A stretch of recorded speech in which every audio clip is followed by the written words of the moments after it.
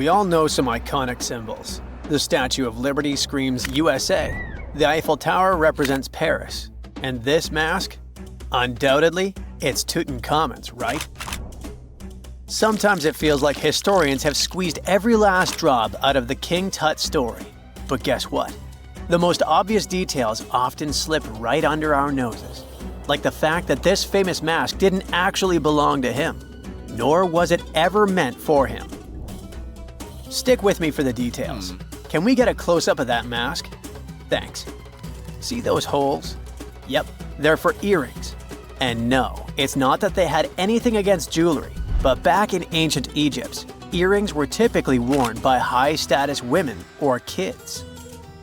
Now, if you know your history, you might say, but Tut was a boy king, wasn't he? You're spot on. He began his reign at just 9 years old. Sadly, that didn't last long as he passed away at a very young age. So when he was 9, he might have worn earrings, but he probably took them off when he hit that no earrings age. Sounds reasonable, right? Actually, not quite. That would have been pretty strange since nobody expected him to pass away young. Certainly not at 9. So no one was preparing a kid's mask for a burial. It's this untimely demise that suggests that the mask used was simply the best option available when Tut passed away. There are more clues pointing to the idea that the mask was found in a hurry. Let's think about this. Even though Tut was mummified and his body could wait a bit, his loved ones wanted him to reach the afterlife ASAP. Some experts even believe the paint in the tomb was still wet when it was sealed. But look at his mask. It's a masterpiece. There's no way it was made in a rush. It's way more elaborate than other simpler cartonnage pieces.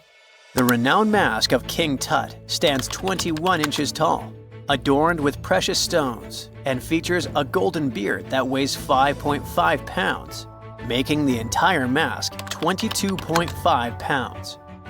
Okay, I'm a bit confused here. So it seems like it was probably a kid's mask, but it had a beard? I've never seen a 9-year-old with a goatee, and I'm guessing you haven't either. Just think about it. A grown man's face compared to a kid's face. Fun fact for you, our faces pretty much stopped growing at the age of 16, so by 19, Tut would have definitely had the face of an adult man. Can you imagine trying to fit a relatively small kid's mask on a grown man? That would have been super embarrassing, and no one would have let that happen. Right, let's dismiss the kids theory. Now, the second option, if you remember, is that the mask could have originally belonged to a woman. This is where the beard theory comes into play. Some researchers believe the beard might have been added later on. Here's another twist. What if the mask was actually made for Nefertiti herself, who ended up maskless? In this case, there are two discoveries. Two birds with one stone. For now, it sounds like a conspiracy theory, I know. But let's give it a shot and delve deeper into the details. So, Tut passed away in around 1323 BCE, probably due to malaria. He had other health issues too, like when he broke his leg, and records suggest he wasn't in the best shape. As for Nefertiti, we have no solid data about her demise. Plus, nobody knows exactly when or where she was buried. The supposed year when she passed away is around 1330 BCE, but she could have lived longer, and the mask was intended and prepared for her. Or maybe they just took her mask right from the burial chamber.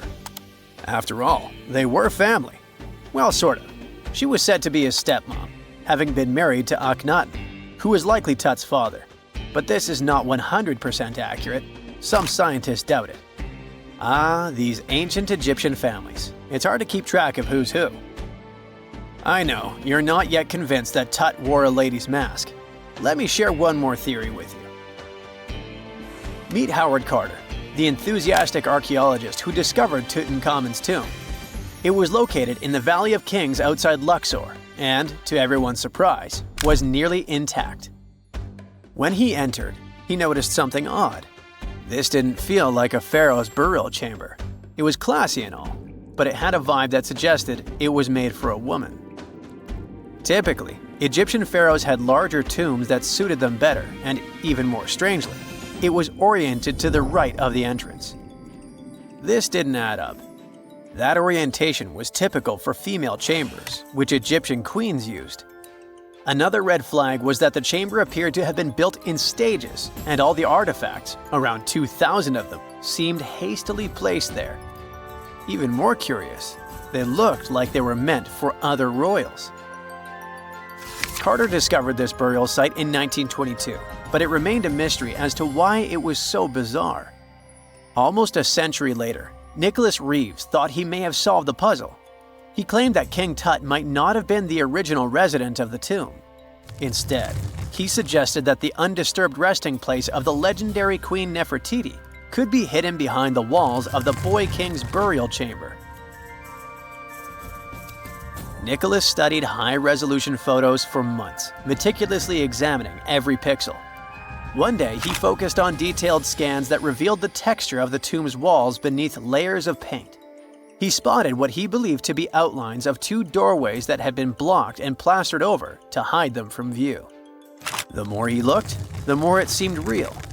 Could it be a tomb within a tomb? Nicholas theorized there was a hidden storeroom behind the western wall of King Tut's tomb, and his chamber might just be the outermost section of a larger corridor-style network of rooms. It all sounds fancy, but sorry to break it to you, Reeves' theory was debunked. To find out if he was onto something, experts had to use ground-penetrating radar to see the unseen. Reeves' idea was that if there were gaps, it could indicate the presence of additional rooms. And at first, in 2015, one expert even thought he had found a hidden room. But the glory didn't last for long. A year later, after double-checking, it turned out there were no hidden doorways. By the way, Nefertiti isn't the only legendary woman from Egypt whose burial site remains a captivating mystery. There's a cool legend about Cleopatra that you might enjoy. It's said that she once declared, "No man will ever find my tomb." Kind of fitting, right? After all, the person who's come closest to uncovering her final resting place is a woman. Fast forward a few millennia after she passed away, and while no man has located it, archaeologist Kathleen Martinez believes she might have cracked the code. She's been on the quest for Cleopatra VII's tomb for nearly 20 years, and recently discovered a bust that she thinks represents the famous queen. However, not everyone is on board with her claim. Some experts argue that the bust doesn't resemble Cleopatra at all. Alongside this intriguing marble statue, Martinez's team also unearthed 337 coins, some of which, less controversially, feature Cleopatra's likeness. But the real part is that it's still not officially confirmed. There's no doubt about the existence of the small bust. It's carved from white marble, fits in one hand, and shows a woman wearing a royal crown, according to a translated statement from the Egyptian Ministry of Tourism and Antiquities. The big question, though, is who it actually depicts. While Martinez insists this statue is a representation of Queen Cleopatra VII, many other archaeologists argue that the facial features don't match, suggesting it likely belongs to a princess instead. Sorry, I can't resist the temptation of breaking the magic for a moment. Some folks believe that the whole idea of "no man will find my tomb" is misunderstood. Even if she did say it, what she probably meant was "no living soul," and it wasn't about gender at all. It can as well be just a beautiful legend. Toodaloo! For more than 3,000 years, the gold mask of Pharaoh Tutankhamun stayed hidden in the Valley of the Kings. This artifact, which stands about 21 inches tall, shows how skilled and artistic the ancient Egyptians were. But nobody expected that X-rays would reveal its biggest secret. King Tut was the last ruler of his family during the 18th dynasty. He took the throne at just 9 years old, but ruled for only 10 years before he passed away unexpectedly. If we're being honest, back in ancient Egypt, he was mostly forgotten by the rulers who came after him. His tomb wasn't a big deal for them, so much so that even the grave robbers forgot about him. It might sound a bit sad, but the truth is that it was actually great news for us. Since his tomb was practically forgotten, it ended up being perfectly preserved. While the other tombs in the Valley of the Kings were looted, his remained sealed and untouched. So, when it was discovered back in 1922, it had over 5,000 precious objects inside.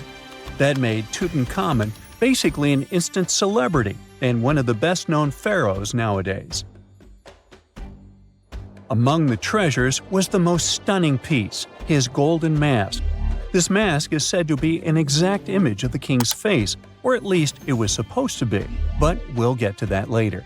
The purpose of this accurate representation of his face was to make sure that his soul would recognize him in the afterlife and return to his mummified body. In ancient Egyptian beliefs, this would allow him to continue living in the afterlife. The details of the mask clearly looked incredibly difficult to create, but people didn't realize how complex it truly was until many years later. The first X-rays of the mask were taken in 1967. Back then, the main reason for these scans was practical – conservation. The mask was heading to Paris for an exhibition, and it was the first time it had ever left Paris. This would help them keep track of any changes during the exhibit. Plus, the images could give clues about how the mask was made. But back then, they probably didn't fully realize just how complex its construction was. I mean, Egyptian goldsmiths didn't use modern soldering techniques. So, how did they make this mask? New X-rays taken in 2007 gave us some answers. It turned out the Egyptians didn't use pure gold, which is 24 carats. The mask was actually made of 23-karat gold, meaning it was mixed with another material. So specialists discovered that the gold sheets contained a small amount of copper, a reddish-brown metal. This was likely done to make the material more flexible and easier to shape. They would then shape the gold sheets by heating and hammering them over and over again. But there was one more secret inside the mask that wasn't discovered until 2015.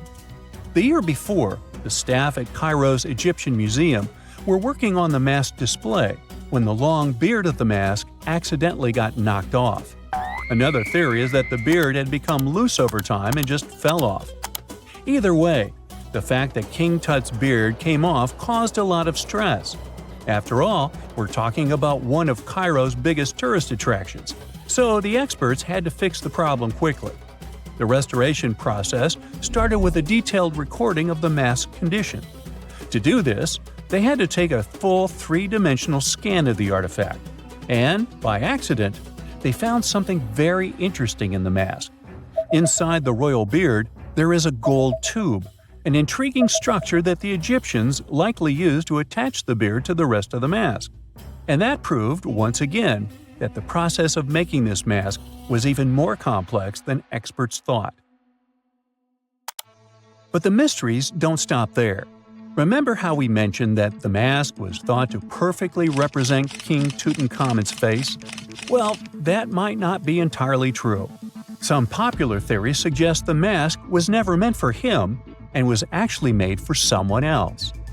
A study published in 2015 suggested the mask was originally made for a female pharaoh, his supposed stepmother, the famous and beautiful Egyptian queen Nefertiti. The biggest clue comes from an inscription on the mask. At first glance, it seemed to belong to Tutankhamun.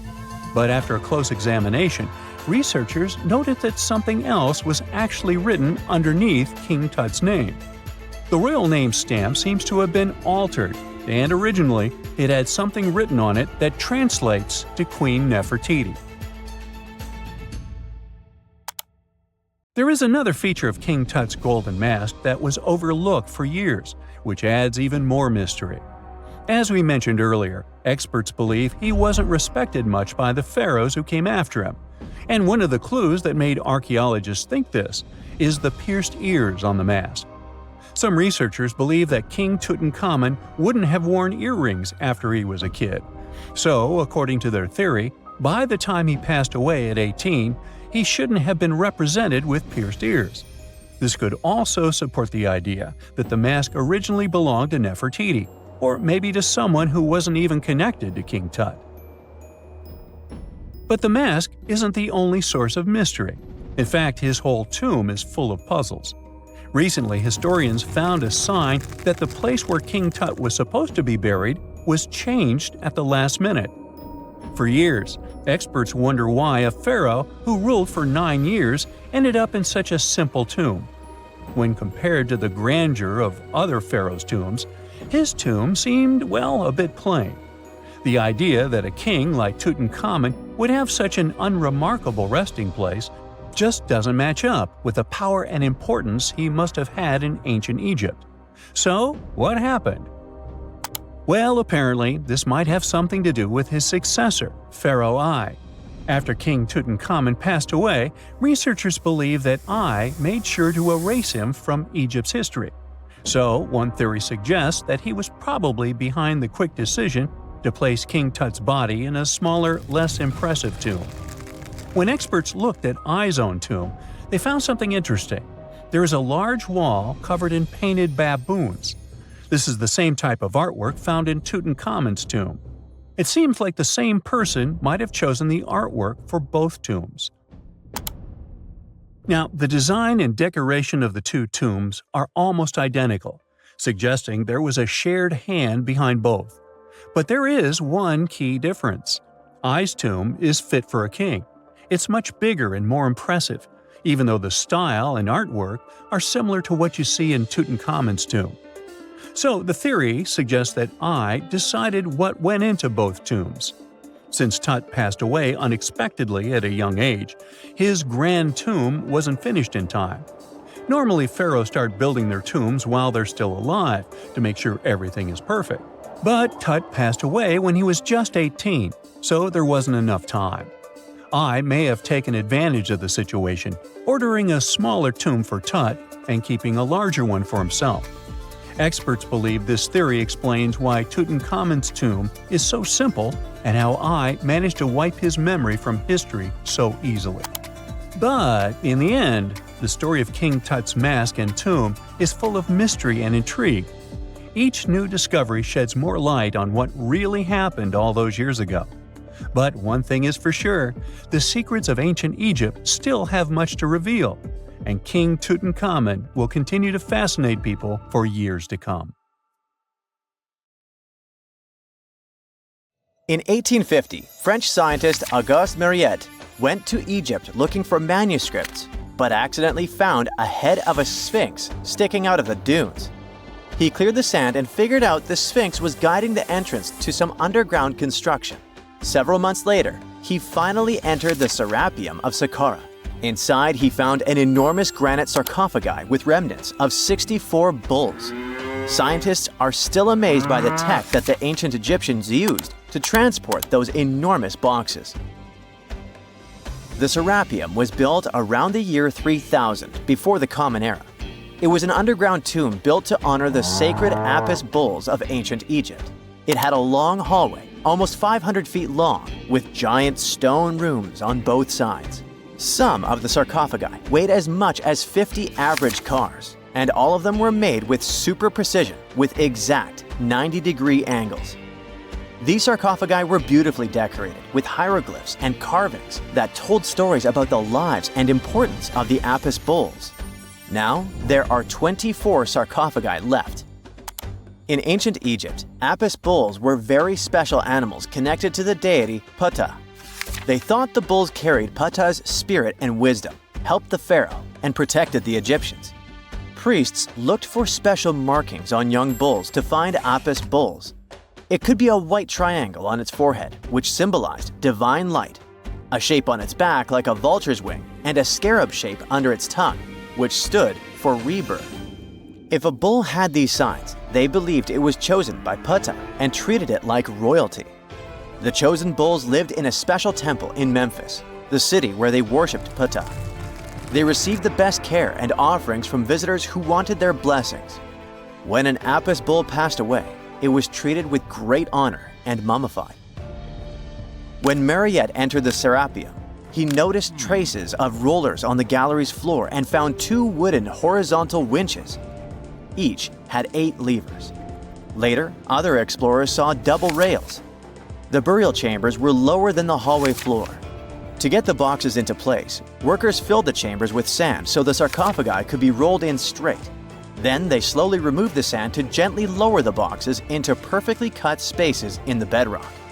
A carved stone sign found in the Serapeum said it took 28 days to move just one sarcophagus and its lid into its spot during the time of Ptolemy II.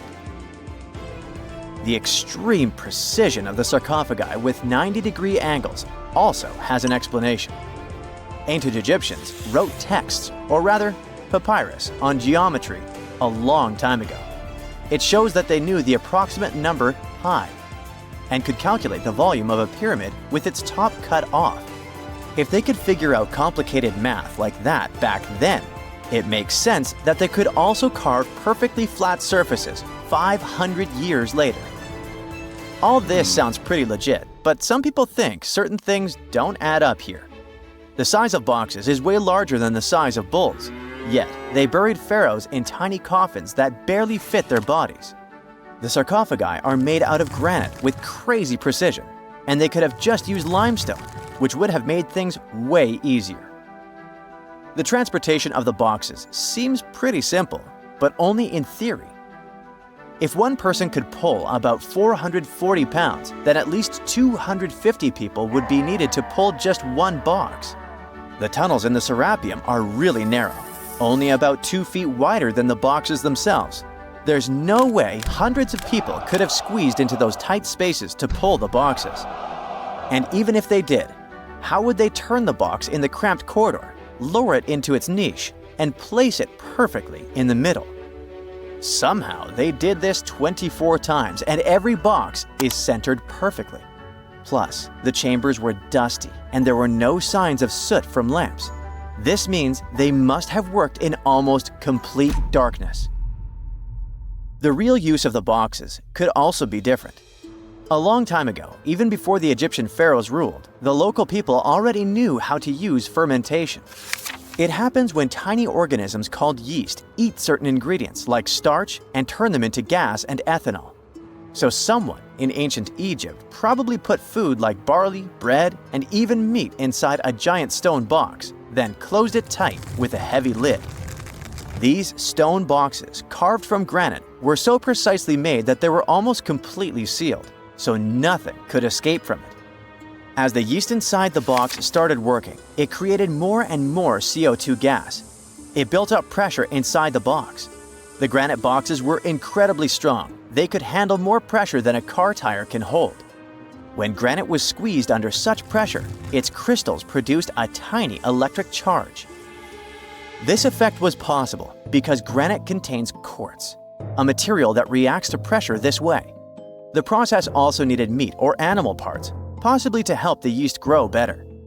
Meat contains something called oleic acid, which yeast needs to keep growing and to survive the bad effects of the ethanol it produces. As the pressure inside the box kept growing, the combination of gases and electricity made these boxes not just ancient fridges, but powerful energy systems. Over time, the pressure inside got so strong that it could push the lid open and the gas would escape with a pop. But when people rediscovered the Serapeum in 1850, they found old drawings that showed piles of stones stacked on top of some of the box lids. So, someone long ago probably tried to make the lids even heavier by adding extra weight to make it harder for the gas pressure to push them open. This extra weight also meant the quartz crystals in the granite could keep creating more electricity under all that pressure. If someone opened one of these stone boxes thousands of years later, they would only find bones from bulls that were placed in the box. And that's exactly what Mariette discovered in the 1850s. They opened the Serapeum for visitors soon after the first excavations in the second half of the 19th century. Prince of Wales even had a luncheon with his guests in one of the sarcophagi. Sands and earthquakes made the site inaccessible for a while, but now you can visit it again and try to solve the mystery yourself. With new tech, we could have answers to many other historical mysteries soon.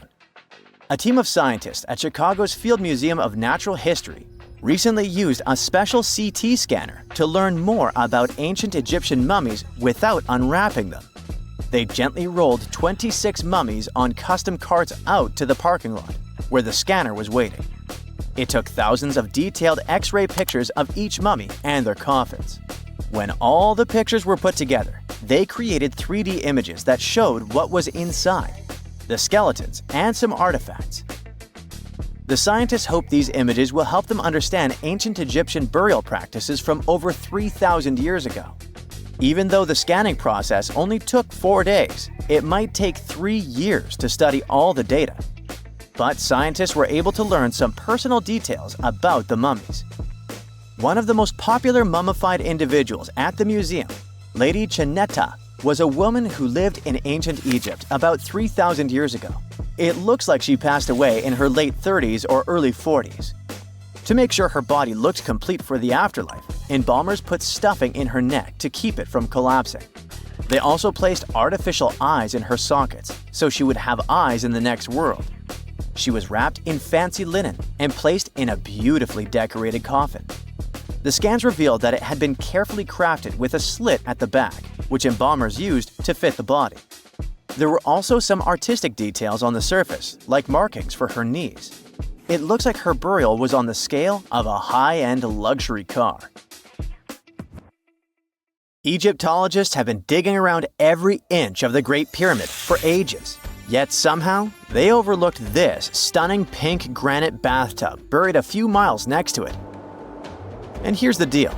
This mysterious oval tube lying next to the Khufu pyramid for years may provide evidence that the Egyptians built the pyramids not only for monumental purposes, but also to generate electricity, experimenting with it long before Alessandro Volta and Thomas Edison. The Giza Plateau is famous for its 3 pyramids, Khufu, Khafre, and Menkaure. But there are also 2 smaller foundations next to them, the unfinished North Pyramid of Zayat el-Aryan and the Layer Pyramid. Some researchers say these buildings were never finished, while others think they were destroyed for more mysterious reasons. One of these reasons might have to do with the original usage of the Giza pyramids, the idea that they were used as an electricity generator. To connect these dots, we need to go back to the beginning of the 20th century. That's when an Italian architect and Egyptologist named Alessandro Barsanti decided to examine the Zayat el-Aryan pyramid. Near the site, he noticed something unusual: scattered granite fragments. To a casual passerby, these might have seemed insignificant, but Barsanti recognized the signs. You see, ancient Egyptians often used sites to prepare stones before transporting them to their final destinations. The fact that there was granite on the ground intrigued him. Granite was a more expensive material than the limestone typically used for pyramids, which suggested that it might have been intended for an important and possibly hidden structure. At a depth of 68 feet, they encountered a huge pink granite block. He kept going with the excavations, and they revealed ancient inscriptions carved into the stones. They sent the drawing to experts, but no one could decipher what they meant. Were they instruction sets to something? That's when Barsanti made his biggest discovery. He found an oval-shaped vat carved from pink granite and polished to a mirror-like finish. The thing is, the vat had been carefully sealed. When they opened it, they found a thin black residue along the walls. I'm thinking something in the lines of a black oily substance. This discovery raised many questions for him. It didn't make sense to him that ancient Egyptians would go above and beyond to seal and protect this strange vat. By 1911, Barsanti had to abandon his effort to figure out what was the deal with that mysterious pit. But his findings intrigued researchers all over the world, and they've got their own opinions about it. One of these modern theories suggests that the other pyramids could have been used as a part of a bigger whole.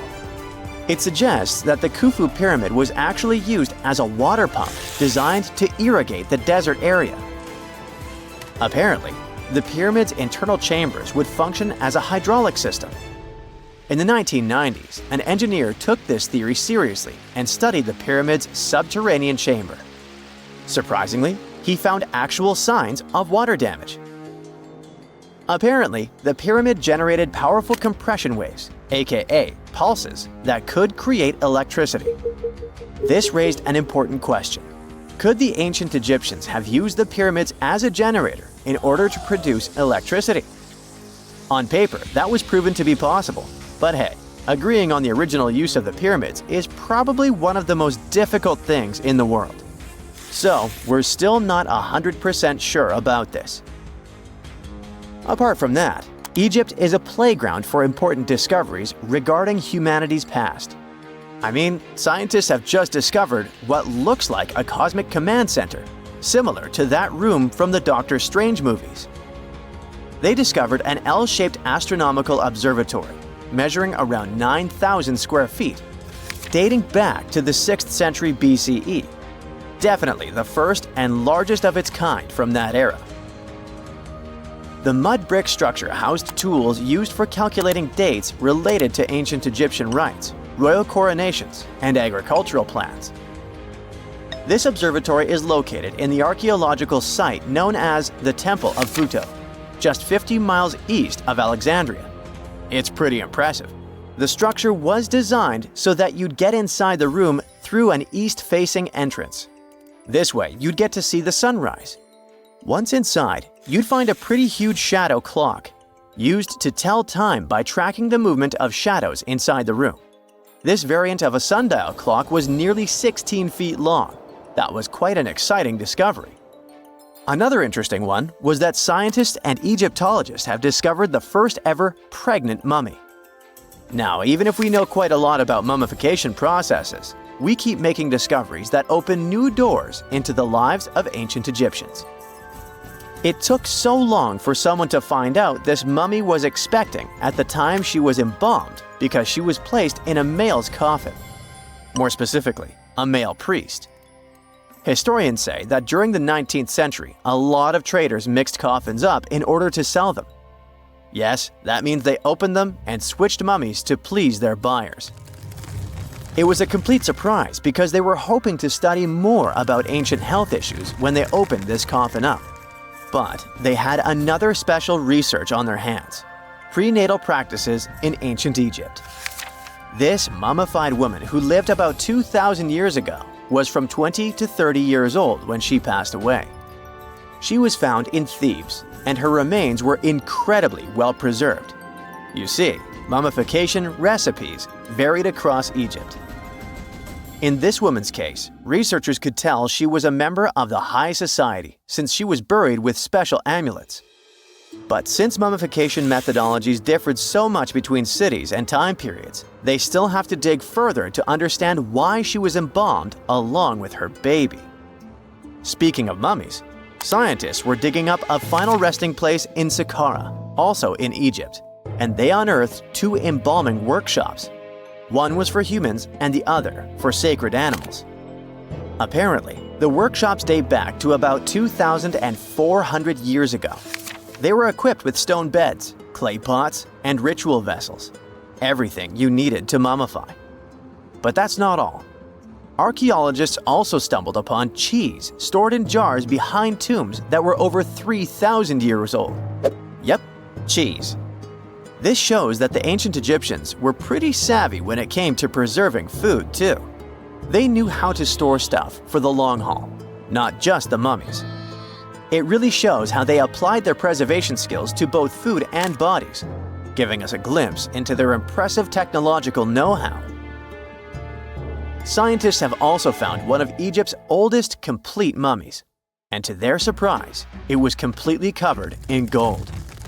You see, Egyptian mummies covered in gold are already a rare thing, but they weren't expecting it to be the oldest one ever found. The mummy was quite well preserved, and they could identify that it was the remains of a wealthy man called Hekashepes. Many symbols show that he was important and wealthy, like the band he wore on his head and the bracelet on his chest. He was also dressed in a tunic wrapped with a belt, which was a way to preserve the good appearance of a person after they passed away. To reveal it, they had to open the final resting place with mortar. Basically, it was like they were opening a time machine, just as the ancient Egyptians did 4,300 years ago. If you think about it, it's almost like entering a time capsule. Enough about mummies. Scientists also found something very exciting hovering above the pyramids. They had to use a fancy top-notch radar known as LARID, aka Low Altitude Long Range Ionospheric Radar, which can see these invisible waves far away into the sky. Laurid helped them discover giant plasma bubbles floating in the air above the pyramids. These bubbles are called plasma bubbles, and they wreak havoc on modern technologies. I mean, they can disrupt GPS and phone signals for hundreds of kilometers in diameter from where they're located. These bubbles are massive, sometimes as big as cities, and they're caused by the sudden depletion of charged particles in the ionosphere. So, instead of spreading out evenly throughout the ionosphere, they stick together in this wave-like form. This was a pretty important discovery because it can help scientists understand how to prevent these waves from messing with our technology. There you are, trekking across a desert on foot. It's hot, you're terribly thirsty, and now you gotta walk around this stupid wall. Wait, a wall in the middle of a sandy, lifeless nowhere? Exactly, a wall in the northern Saudi desert. Archaeologists have just made a super exciting discovery, and what they found was not just a single wall. No, it was a whole ancient walled city that might date back to 2400 BCE. They think this place was home to around 500 people and could have been used for 1,000 years. This discovery is groundbreaking. It means that the area could have been way more advanced than anyone expected. The city was well organized, with different zones for living, towers and strong walls for protection, and different sections for all kinds of daily life. This ancient city, now called Al-Natab, was basically an oasis town, and it's great since it can give us a peek into what life might have been like in this desert thousands of years ago. Apparently, they had clearly separated areas, like residential sections, a cemetery, farmland, and even a town center. This oasis city, found in the Khaybar area, is the first big organized settlement from the 2nd or 3rd millennium BCE that researchers have uncovered in northwestern Arabia. The first surveys show that this town, which covered about 6 acres, had several districts, including the residential area, the cemetery, and the legal one, with courts. The houses were set up in neat rows, all connected by small roads. Those streets kept the residential area separate from the rest of the town. Back then, most people in this region were nomadic herders, always moving around. But archaeologists have been sure that during the Bronze Age, Northwest Arabia had small walled towns and oasis centers scattered across it. These connected oasis towns were unique, offering secure places for people to live, store goods, and trade. They started showing the beginnings of urban planning, which hints that people of that time were already starting to settle down and organize communities more seriously. The research team estimated that there were about 50 homes in Al-Natab, but that number could go up to 70 as they keep digging. They think that a few hundred people lived there, and probably one of the coolest things is that some houses went up to 3 stories tall. Built on a slope near a couple of major trade routes, this city was set up in a prime spot. Now, one of the most impressive things about this place is its water supply. The oasis had springs and aquifers, which are underground water sources, and such conditions were perfect for farming. Those water sources meant residents could grow their own food, making the town self-sufficient. The outer walls probably helped control who could enter the town and get access to its resources. This settled way of life was an impressive shift from nomadic living to a more agro-pastoral lifestyle, which means a mix of farming and herding animals. Another find that supports this theory is a bunch of tools, like grinding stones, mortars, and pestles, discovered inside the town. People there must have ground grains and prepared food. They had a diet of cereals, meat, and milk from animals they raised themselves. These astonishing findings show that the inhabitants of the town could easily feed themselves and were surprisingly advanced for that time. Thanks to better access to Saudi Arabia in the past couple of decades, archaeologists now have a much clearer picture of what life there was like thousands of years ago. The most exciting thing is that Al-Natab might have been part of a whole network of similar fortified oasis towns spread across the region, and all of these connected sites could show us how trade routes and small settlements worked together at that time in that arid area. Now, at the same time, this recent discovery isn't the only one that has the scientific world buzzing with excitement. How about we visit Egypt and see for ourselves? After all, archaeologists have just found a stash of ancient Egyptian and Greek treasure underwater. They were exploring the lost city of Thonis Heraklion off the coast of Egypt, which sank more than 1,000 years ago. This city was legendary, and nobody even knew where it was until it was rediscovered in 2000. Now they're uncovering more and more, and on this dive, they found a pile of gold and silver treasures. Those were probably used in rituals to bless Egyptian pharaohs when they took the throne. The researchers even found an ancient Greek temple dedicated to Aphrodite and some super-old Greek weapons. Frank Gaudio, the lead archaeologist, said it was astonishing that those delicate objects had survived the disaster that brought the city down. Back in its prime, Thonis Heraklion was one of the biggest port cities in the Mediterranean. It was a huge center of social life and was the main entry point for ships from Greece coming into Egypt. But tragically, due to rising waters, earthquakes, and a catastrophic tidal wave, the soil underneath the city literally turned into mush, and then the entire city sank into the Mediterranean. It was forgotten until Gaudio's team found it in 2000. Since then, they've been uncovering new parts of the city and piecing together its history little by little. If a lost underwater city doesn't seem impressive enough, we can travel to the Amazon. The discovery made there is truly mind-boggling. For centuries, people have talked about lost cities deep in the Amazon, like El Dorado, that mythical city of gold that lured Spanish explorers into the jungle. A lot of them never came back. Then, in the 1900s, a British explorer named Percy Fawcett went searching for what he called the lost city of Z, and he too disappeared. But now, finally, scientists have actually found proof that those lost cities in the Amazon were real all along. A team of scientists use a tech called LiDAR, which basically allows you to see through thick jungle from above by bouncing light beams off the ground. They flew over the jungle in Bolivia in a helicopter about 650 feet up and mapped out those hidden ancient cities. What they found were ruins of a huge urban settlement built by the Kasarabi people who lived there from 500 to 1400 CE. And it wasn't just a couple of buildings here and there. No, the LiDAR maps revealed massive urban centers, pyramids, platforms, roads, canals, and causeways, all carefully laid out. Turns out the Amazon wasn't just an untouched jungle. It was once home to big, complex cities. A scientist from the German Archaeological Institute explained that Europeans had long ignored the possibility of ancient Amazonian cities, but the LiDAR maps showed they were wrong. The new maps have revealed 26 sites, including 11 that no one even knew existed. Researchers have discovered two main city sites, Landivar and Kotoka.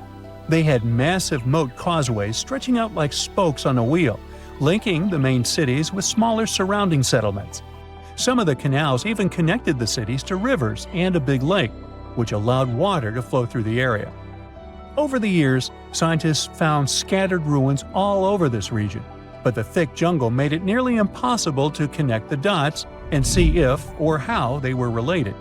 With LiDAR, the whole layout came to life, showing that those sites were part of a much larger, organized urban system. It's now also clear that the sites had a greater meaning, since everything is lined up in a way that could be symbolic of the spiritual beliefs of the inhabitants. The Kasarabi culture isn't as famous as the Maya, but they had a thriving society in an area that faced huge challenges, like yearly flooding. And although the nearby Andes had their own monumental sites, the Kasarabi were doing something absolutely unique. They even had reservoirs to store water, which suggests they might have been dealing with occasional droughts, which is pretty unusual for the Amazon. Actually, those terrible droughts could be why the Kasarabi eventually left their cities around 1400 CE. You're wandering across the Sahara Desert, and all you can see around is endless sand. And then, all of a sudden, you spot this mark in the sand. The wisest thing to do is run away from that spot as fast as you can, because if you squint and focus really well, you'll realize that you're looking at a Saharan horned viper hiding in the sand, waiting for its next meal. Paradoxically, the bite of the snake has never led to human fatalities. But then, why should you run away? Well, let's find out. The Saharan horned viper is one of the desert's most famous snakes and a pro at hiding in plain sight. The Cerastes cerastes, which is this snake's scientific name, is one of the most well-camouflaged creatures in the entire animal kingdom. It can measure between 12 and 24 inches in length on average, but the biggest specimens can stretch up to a whopping 33 inches, nearly 3 feet. And while that might not seem too long, trust me, you wouldn't want one to sneak up on you. Interestingly, the females of this species are larger than the males, which is rare in snakes and gives the females an even more intimidating presence. But the truly unique thing about this viper is, of course, those creepy horns, one above each eye. They give the reptile a dragon-like look, setting it apart from most other desert vipers. Not all Saharan horned vipers have these horns. Some have small nubs or none at all. You could say it's a bit of a genetic lottery. Still, these horns add to the viper's threatening vibe and make it look even more fearsome. But it's not just their horns or size that makes them fascinating. Males and females look different beyond just their size. Males have noticeably larger heads and eyes than females. And compared to their relative, Saharan horned vipers have bigger heads and are more likely to sport these spooky horns. Now, let's talk about what makes the Saharan horned viper a true master of survival: its uncanny ability to blend into the sands. This viper's coloration matches the Sahara's various shades: yellow, pale gray, pinkish, reddish, or light brown. It has an intricate pattern along its back, with dark, semi-rectangular patches that sometimes fuse into crossbars. At the same time, the underbelly is white, and the tail often has a black tip. And it's another trick. Some animals can mistake this feature for a scorpion stinger. This camouflage is the viper's main line of defense and its tool for hunting. The reptile doesn't just slither around in plain view. Instead, it buries itself in the sand. The viper can wiggle its body under the soft desert sand, leaving only its eyes and nostrils visible. Imagine a creature so skilled at hiding that it can lay completely flat and practically disappear, waiting for hours until an unsuspecting mouse or lizard or human wanders by. During the day, the viper also takes shelter under rocks and in burrows left by other animals. Sometimes it even simply hides in the shade of bushes. For a creature that looks so fierce, the Saharan horned viper is surprisingly even-tempered. It won't waste its venom on a threat it can avoid, preferring instead to lie still or try to hide. But when it feels truly threatened, the snake gives a truly dramatic warning. It rubs its coils together, producing a distinctive hissing and crackling sound that lets you know it's ready to strike. And if you ignore that warning, well, this viper's bite is loaded with toxic venom that can be quite dangerous. That's why handling such snakes can be a fatal mistake, as two unlucky handlers in Europe once discovered. Both men were bitten by captive Saharan horned vipers, and the bites caused extreme swelling, blood clotting issues, and even kidney failure. The venom in these bites has special compounds that mess with blood clotting, attack kidneys, and can cause serious internal bleeding.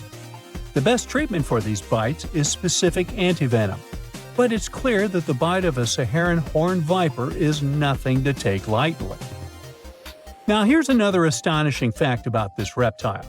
When it does move, the Saharan horned viper doesn't slither in the usual way. Instead, it uses a unique style called sidewinding.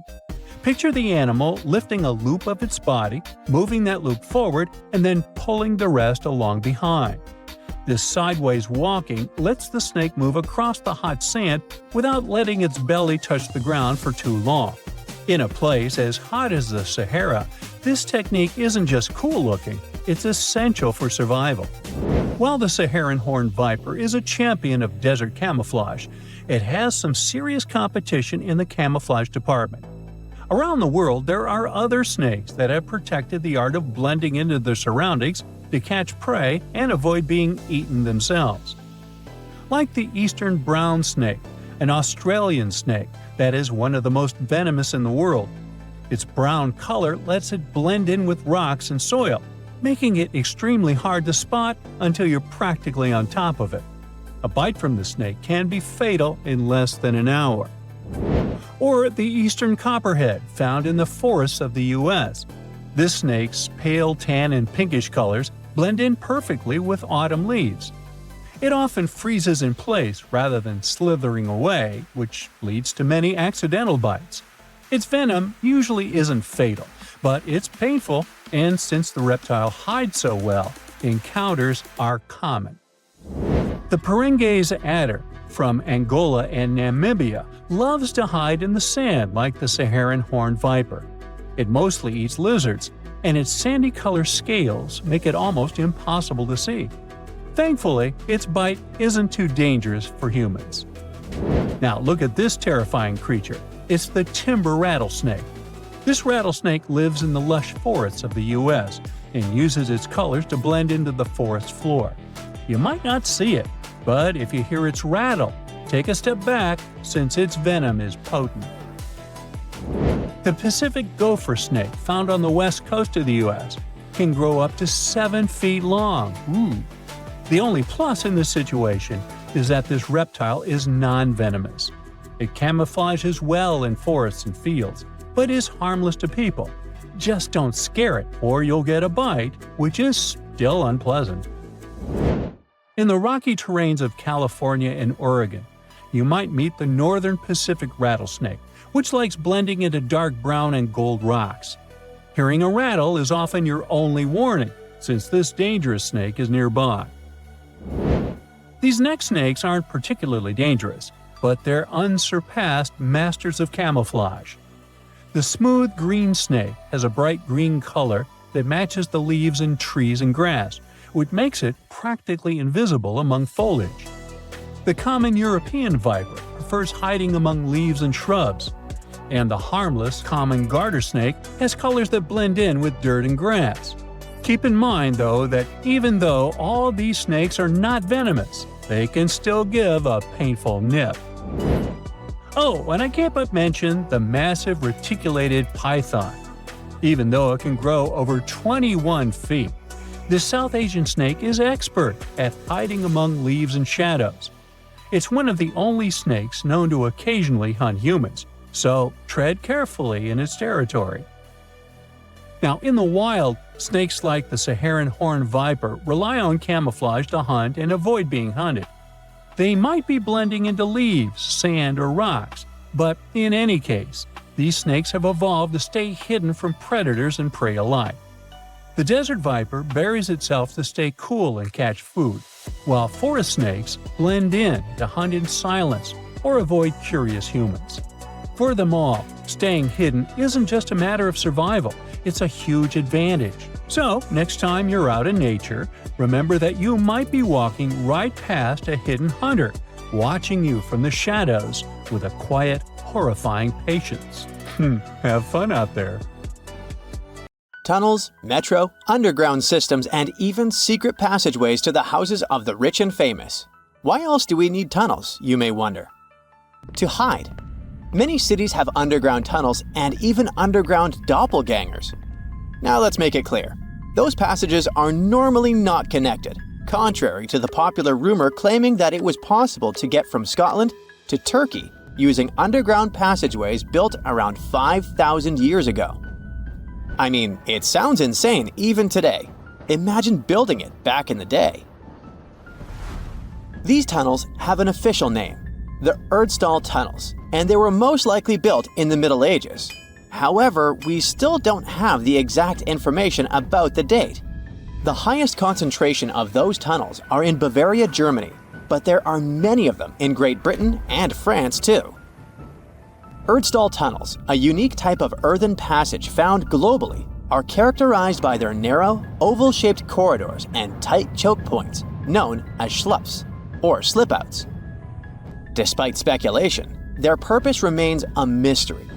However, some of those tunnels have fireplaces and even vents, which might mean those were used primarily for shelter. Dating back to the Middle Ages, possibly as early as the 12th century, Erdstall tunnels lack archaeological signs and historical records. So it's not a surprise that there are many rumors about their use. Some scientists are sure those were storage spaces, though their narrowness makes this impractical. Another idea is that they provided hiding spots for farmers during tribal raids. However, their single entry point raises doubts about their effectiveness in evading threats. Now, if you're feeling like Indiana Jones and want to venture into those tunnels, you're in luck.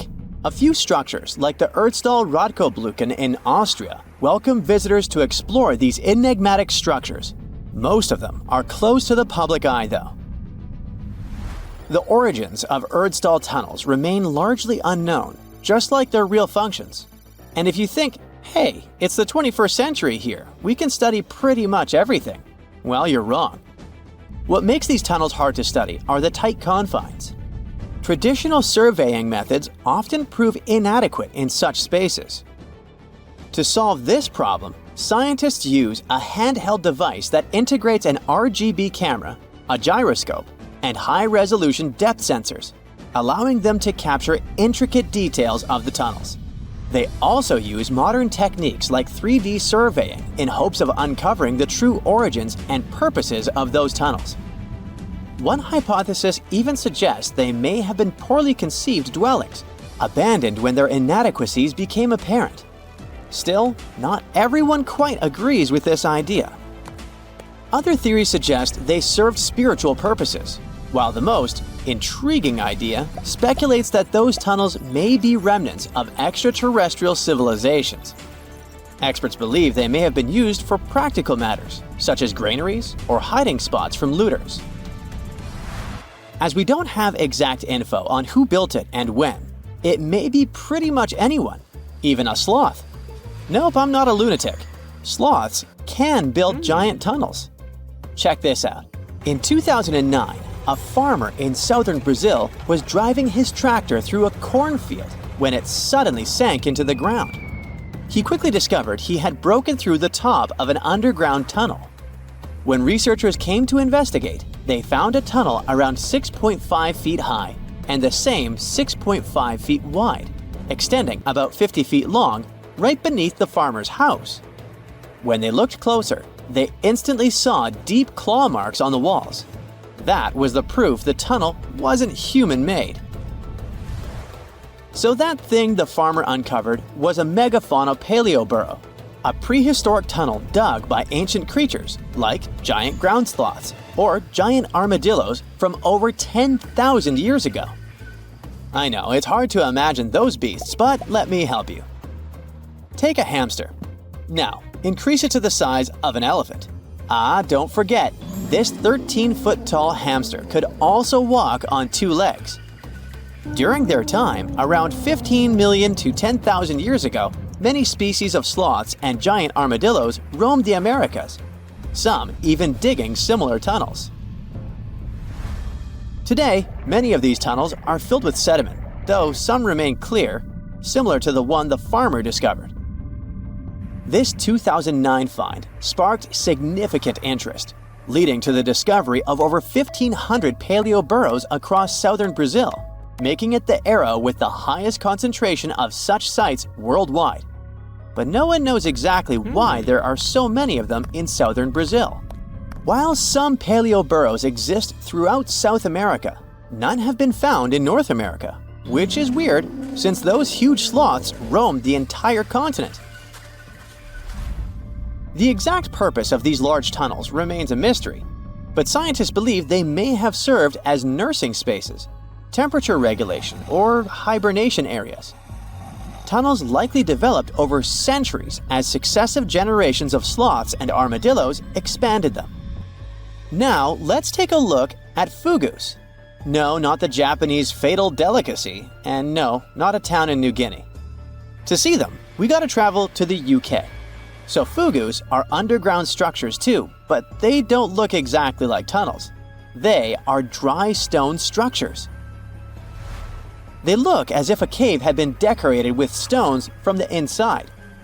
There are only around 15 of them found so far, and most of them are located in Cornwall. According to the estimates, those tunnels were built about 2,400 years ago, and they're still in pristine condition, which is truly fascinating. I mean, back in the day, people had no cool machinery whatsoever, yet their structures still last. And if you dare to buy an apartment today, well, chances are you won't be too happy about the quality. Going back to our fugus, there's nothing extraordinary about their supposed purpose. They could be used for spiritual purposes, as a place to hide, or a food storage. The latest application, though, is a bit weird. I guess it's not a secret for anyone that England is famous for its excessive humidity. And if you want to store your food properly, you gotta avoid the humidity at all costs. Otherwise, say welcome to mold and fungi. But ancient people weren't dull-witted at all, or they wouldn't have survived, and you and I wouldn't be around now. So they might have adapted those fugus to store just some products, those that already had natural molds in them, assisting in the preservation of perishable food, like milk, butter, and cheese. But hey, those are just speculations. The true reason why they were built remains unknown. What makes fugus unique is that they are intentionally built tunnels, not just excavated mines like those in Wales. They were crafted by digging deep trenches, lining them with stone slabs, covering them with capstones, and then filling over them, all of which took significant time and effort. Still, no matter how hard those were to construct, cities around the globe are often built over intricate tunnel systems, each unique to its location. For instance, Paris is famous for its extensive underground quarries, which were abandoned years ago, but still pose a risk of collapse in certain areas above. London boasts one of the largest tunnel networks in the world, including many that were specifically created for military purposes. In New York City, there are rumors of secret tunnels, while Los Angeles has old tunnels from the Prohibition era used for speakeasies. Many other cities also have their share of enigmatic tunnels, and surprisingly, Florida is no exception. It happened in the year 2011 in Ybor City. Near a former post office, flooding uncovered something weird, a section of an unknown structure. Back then, people didn't pay much attention to that, so it took another 7 years to discover something truly fascinating. This historic neighborhood was founded in the 1880s, but it remained unknown until 2018 that it also has a hidden tunnel network. We only learned of it because of renovation work. The exact purpose, of course, is unknown, but most scientists are pretty sure that they serve to connect to early gaming spots and the port of Tampa. Figuring out how extensive the tunnel network is tricky. In 2018, a historic home in Seminole Heights revealed locked doors leading to tunnels from the 1920s. One local even said he traveled through a tunnel for 20 minutes. Rumors suggest some tunnels connect to the Hillsborough River and Ybor City. Research is ongoing, but no new info has emerged yet. In the UK, there are around 115,000 mailboxes, with some of them placed in questionable locations. Look here, we're on a deserted stretch of Caithness Moorhead, and here, just smack dab in the middle of nowhere, between the quarry and some moorland, stands a solitary mailbox. It was local teacher Chris Aitken who stumbled upon this oddity near Worth Hill, close to John O'Groats. Now, John O'Groats is a tiny village 2.5 miles northeast of Canisbay, in the historic county of Caithness, Scotland. The village itself is popular with tourists, but only houses around 300 people on a regular basis, and they have their own mailboxes there. So why would someone need one on a random hill? When Chris shared a photo online, someone chimed in with a theory. A while back, an entrepreneur was selling tiny parcels of land near Campster, claiming buyers became lairds with their little plots. Could this mailbox be related to that? Now, the box, proudly labeled Laird of John O'Groats, features the name Thorsten Sommer and an address in Germany. There's a PIN number on the front, but when Chris opened it, all he found was a website link. The site has pics of Summer waving a Scottish flag and talking about his love for Scotland, even calling himself the Old Scotsman. Chris tried reaching out through the website for more info, but hasn't heard back. It might be linked to Summer's reported purchase of a tiny patch of land, but buying Scottish laird titles is often seen as a fraud, giving no real title at all. The area around Worth Hill has had some recent police action too, after a body was found nearby. Ooh, could that somehow be connected to this mysterious mailbox too? Well, enough of the detective stories. Let's dive into some high-end fashion, shall we? So, you might have come across that funky image popping up all over the internet, claiming there's a pop-up Prada store in the Texas desert. Well, it's kind of true and kind of not. Yes, there's a shop, sort of. It showcased a whole range of Prada gear worth around $80,000. And guess what? Miuccia Prada herself handpicked the items. But still, you couldn't buy a single thing there. No cashiers, no shop assistants. It was like the place was permanently closed. The twist? It's actually an art installation. Made entirely of biodegradable materials, it was designed to gradually blend back into nature, taking a fun jab at our current consumer culture. But why display goods you can't actually buy? Well, it's a metaphor for the elusive charm of luxury. While it was meant to decay in peace, the hype surrounding it led to a surprising amount of foot traffic and even some chaos. After trying to fend off a few would-be thieves, the artist had to admit defeat. Now it's a hotspot for photos, drawing everyone from tourists to celebrities. Right, you can find a brand person in the desert, but can you, let's say, find a car somewhere in Welsh caves? Well, the answer is yes, and let me tell you, it's not just one car, but many of them. The Cavern of Lost Souls is a well-known abandoned car cave tucked away in Wales. Once upon a time, it was a slate mine in Ceredigion, where workers pulled out tons of slate and transported it using narrow-gauge horse-drawn tramways. But as the mining industry faded away decades ago, the mine fell into a hush. If you dare go inside, which I personally do not recommend, you'll find two large chambers, but one is particularly noteworthy. The main chamber plunges around 65 feet deep and is mostly underwater, with just a small opening above. Since the mine shut down, locals and the council have taken advantage of that opening, tossing in all sorts of unwanted stuff. You'll find everything from fridges and TVs to even whole cars piled up in one corner. What makes the Cavern of Lost Souls special is the single beam of light that breaks through, casting its glow on the twisted heap of wrecked cars and metal. The water, when hit by that light, glows a stunning turquoise green, creating beautiful reflections of the cars and cavern walls on the still surface. Every now and then, a fragment of slate falls, shattering the quiet and sending ripples across the water. There was yet another weird find in Wales. A shiny 10-foot silver monolith recently popped up on Hay Bluff in Powys, Wales, and it's sparking a ton of curiosity. A local builder, Craig Muir, discovered it during his hike, and he described it as looking like it just dropped down from space. It's made of surgical steel, has no markings, and is super well crafted without visible welds. Muir's find is reminiscent of those mysterious monoliths that popped up worldwide in 2020, creating quite a buzz online. Local Richard Haynes suggested it could be some kind of scientific installation, but with national park rules against unauthorized structures, it might not be there for long. With no visible tracks around it, Muir speculated it could have been brought in by a group or even dropped from a helicopter. Now, this isn't the first strange monolith sighting. Similar ones have been spotted in Utah, the Isle of Wight, and even Glastonbury Tor, where one was humorously marked, "Not Banksy." However, it could be easily him. The UK is the leading country in terms of the number of Banksy's pieces of art. As of 2023, there were 70 of them.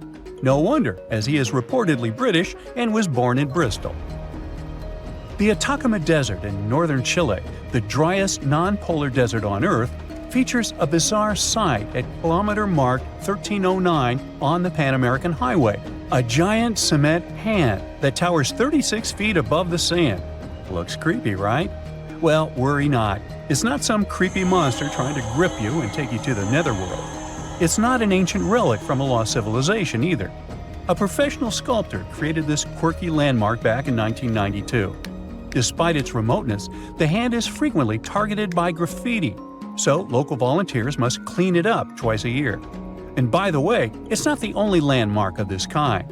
The very same sculptor also created a similar hand in Punta del Este, Uruguay, called Man Emerging to Life, and it represents the idea that a giant might be holding South America in a stone grip. Hey, works for me. Now check out this giant stone sphere hidden in the forest of Bosnia's Visoko Valley. What do you think? Is it an ancient relic or a modern art installation? Share your thoughts in the comments. But to be completely frank with you, which I always am, nobody really knows for sure. Experts think this sphere, which measures around 10 feet across, is just a naturally occurring rock formation called a concretion. These iron-rich balls get their reddish color from the high iron content and form when mineral particles stick together over time.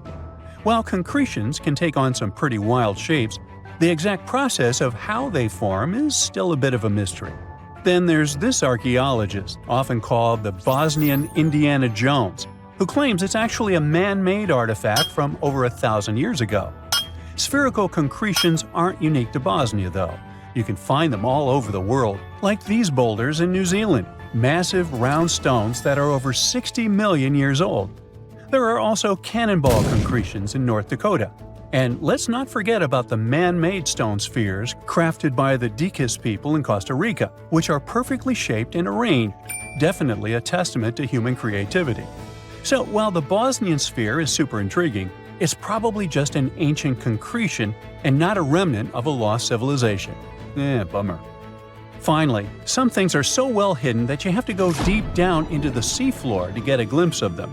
Once a hedonistic hotspot for the Roman elite, Baia was like the Las Vegas of its time, but now its ruins are submerged underwater.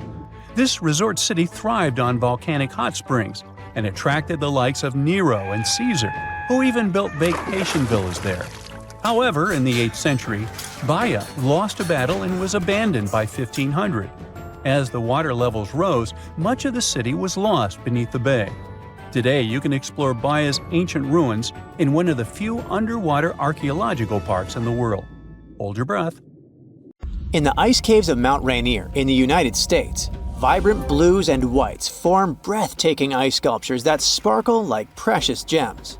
But don't get too close. These delicate formations are constantly at risk of collapse.